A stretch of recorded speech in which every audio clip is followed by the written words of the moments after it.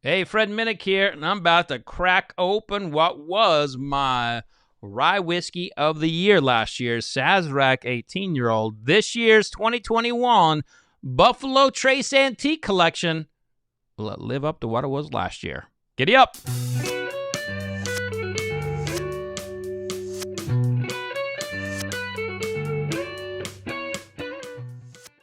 So here's the deal about these ryes.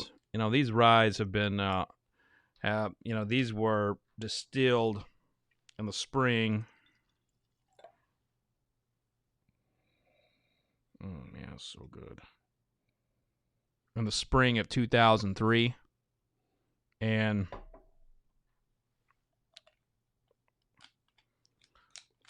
if you think about when these were distilled, rye whiskey was not cool. Rye whiskey had not made its comeback at the time. Rye whiskey was, it was essentially distilled at most one time a month in Kentucky at Kentucky distilleries, but the majority of the rye in the United States was being distilled in an Indiana distillery, formerly part of Seagram's. At that time, it was owned by Pernod Ricard, and now it is called. It was called the MGP Ingredients Distillery in Lawrenceburg, Indiana. Now they are calling it the Ross and Squibb Distillery, which you can have a conversation about the name of that distillery all day long. But in 2003, rye had no comeback whatsoever. So I can imagine people distilling rye back then and be like, why the hell are we distilling this? Like, nobody drinks it. And so these barrels would just sit in the warehouse, and then things would start kind of moving on up a little bit in rye whiskey, and then there was a little uptick. And then somebody somewhere was like, you know what, we got some really old whiskey here. Let's start doing something with it. And every time I taste a Sazerac 18-year-old, which typically has like this really beautiful like cherry pie note for me, I think about those times when rye wasn't cool. Like what was going through the distiller's mind when they were making that whiskey, Which in 2003 at Buffalo Trace, I want to say that would have been Gary Greyhart. Harlan Wheatley might have just been taken over as the master distiller. Elmer T. Lee would have been retired, and he would have been like a master distiller emeritus at that point. But there could not have been a lot of excitement about making it there then.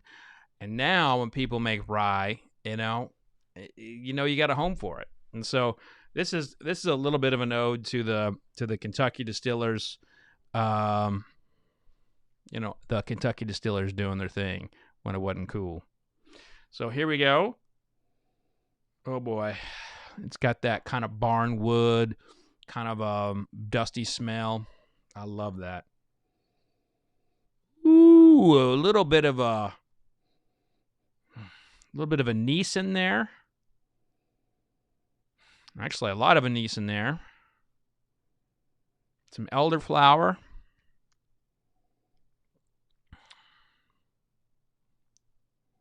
Like a honeysuckle.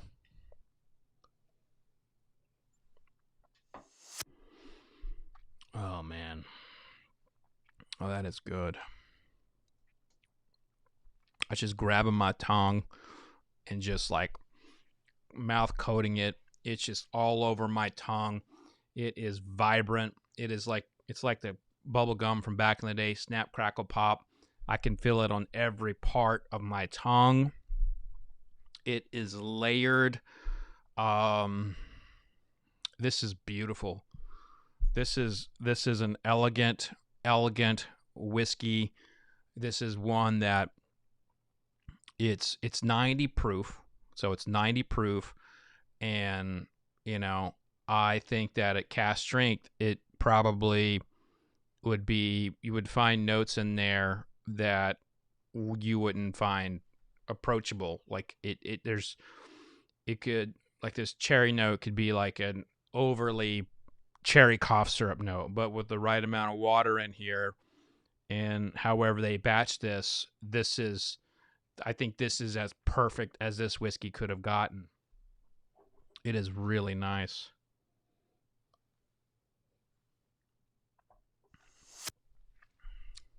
Mm. There's some back palate spice going on, like cardamom, ginger.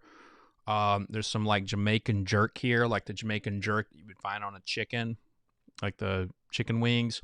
There's like a Chinese allspice. And then after like these like beautiful notes, there's like hints of smoked paprika. There's cherry pie. There's so many really nice notes here that kind of come in that snap, crackle, pop moment. It's like boom, boom, boom, boom, boom, boom. And I just love this. This was my favorite rye whiskey last year. It was my favorite of the Buffalo Trace Antique Collection last year, and it may be my favorite of this year. Now, I'm being a little bit more reserved about what I will call my favorite because I want to put each one of these through a different series of tests. So what I'm doing here is I'm asking you to nominate rye whiskeys to taste up against this Sazerac. And so by doing that, I'm going to take your nomination and I'm going to give it to my YouTube membership for me to taste up against it. Now, in years past, I had just kind of thrown in a bunch of things and tasted 10 things at once. It's not going to happen this year. I want to take each one of the Buffalo Trace Antique collections up against 4 other products. Now, my hope is they will be available, they will be obtainable, and affordable. So available and obtainable, same thing. But hopefully you'll be able to find them and, see how they fare. And so that's going to be what I do. So I'm done these individual tastings, and now I'm going to go to the blind tasting round where I take your suggestions and taste them up against one another. Now, I will say I've tasted the entire Buffalo Trace Antique Collection line, minus George T. Stagg, of course, because it's not here, and I really liked them all. I liked some more than others. This is the first year I've ever liked. I've been as emphatic about Eagle Rare 17-year-old as I have this one. The Sazerac did not disappoint. The Thomas Handy did not disappoint. The Weller was quite a bit more different than years past.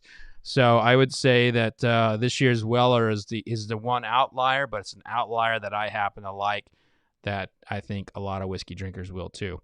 But we're going to put them all in a blind tasting and see how they fare against their peers.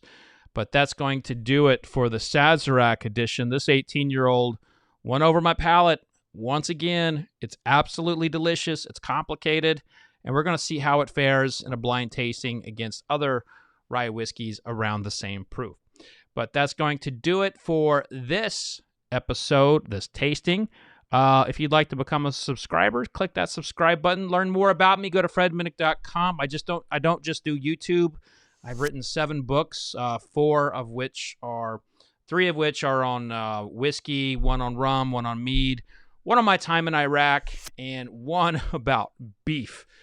If you want to read the beef book, you got to look really long and hard for it, to be honest with you. It's out of print. But I appreciate all of you all, and especially to the YouTube membership community. And if you'd like to become a YouTube member, click the join button and join the wild, crazy party that is my YouTube community. But that's going to do it out there, folks. Be safe. And remember, vodka sucks unless it's being used for hand sanitizer. Cheers, everybody.